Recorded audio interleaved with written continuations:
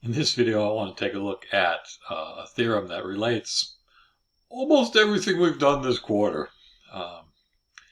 Equivalent statements. If A is an n by n, so a square matrix, then the following statements are equivalent. Of course, the beginning of the quarter started with, I think, the first four statements, and then we moved on, right? The matrix A is invertible, is equivalent to the homogeneous system has only the trivial solution. That A reduces to the identity matrix in row echelon form. That A is expressible as a product of elementary matrices, right? And then we saw that the non-homogeneous is consistent for every matrix B, means that A is invertible. If there's exactly one solution for AX equals B for every B, then it's invertible. The determinant equals 0. I think this might have been the last time we actually, in one of these videos, looked at these equivalent statements. So when we got to the point that determinant not, did I say equal to 0? Determinant is not equal to 0 is equivalent to being invertible. Right? But since then, we've done a bunch of stuff. So here are some other things that are equivalent to a matrix being invertible. The matrix is invertible if the column vectors are linearly independent. Right? Think about what we've done recently. We know that if you do row operations, then although it may change the column space, it doesn't change the linear dependence of the column space. So if they're linearly independent, and you get all the way down to row echelon, reduced row echelon form, and if you don't have n1s in your reduced row echelon form, then you've got a column that's got all zeros in it. Or you've got a column that's dependent on the others, and you can't have that because the linear dependence won't change during row operations. So if they're independent to start with, they got to be independent to end with. And the only reduced row echelon form that's got all linearly independent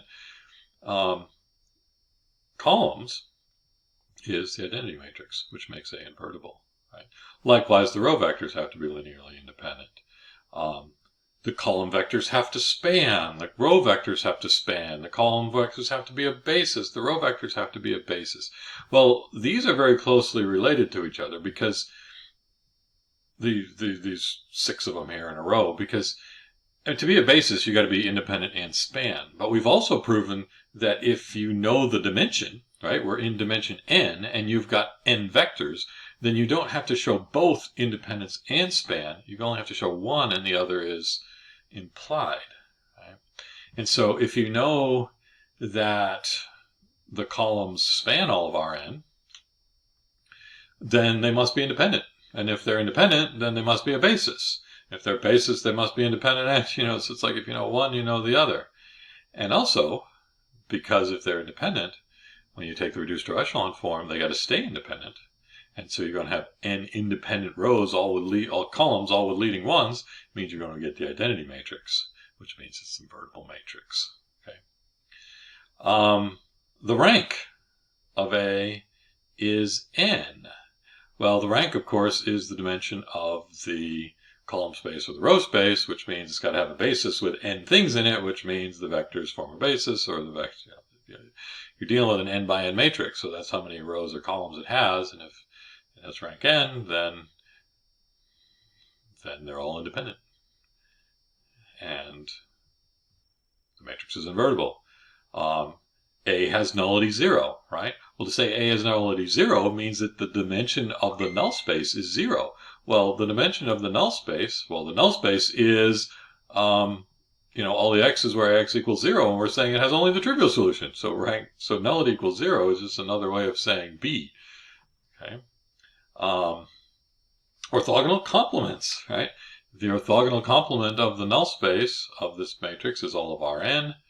Well, if the orthogonal complement is all of Rn, then its orthogonal complement is just 0, which means your nullity is 0. And likewise, the orthogonal complement of the row space is all of Rn.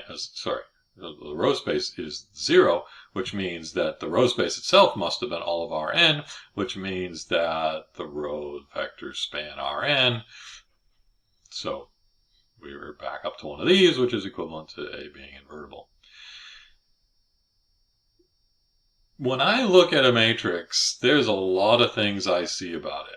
Because you tell me the determinant is 0, then I know that none of these other things are true. If you tell me the determinant is equal to 0, then I know all of these things. Sorry, if the determinant's not equal to 0, everything is true here.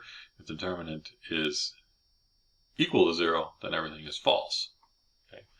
So you just have a lot of information about the workings of the matrix and the columns or rows of the matrix, how they're related to each other.